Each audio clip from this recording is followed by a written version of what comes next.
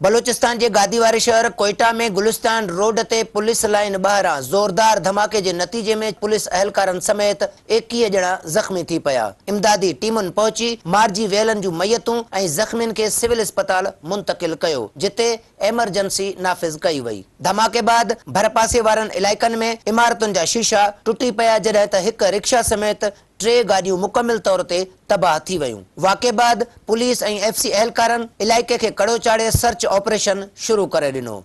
Police मूजिब धमाके में एक कार के इस्तेमाल कयो वयो आहे, जॾहिं त पुलिस इहो बि ख़दशो ज़ाहिर कयो आहे त धमाको आपघाती थी सघे थो, जंहिं लाइ 86 मॉडल जी कार के इस्तेमाल कयो वियो आहे। धमाके में इस्तेमाल थियल कार बाबति पुलिस जो मौक़िफ़ आहे त उहा कराची वासी जमील नाले रजिस्टर्ड आहे। वधीक जांच कई वेंदी। होॾां तर्जुमान बलूचिस्तान हुकूमत अनवारुल हक काकड़ जो चवणु आहे त पाड़ेसरी मुल्क बलूचिस्तान में दहशतगर्दी जूं कार्रवायूं करे रहियो आहे। संदसि दावा हुई त अॼु धमाके में बि राह मुलविस आहे।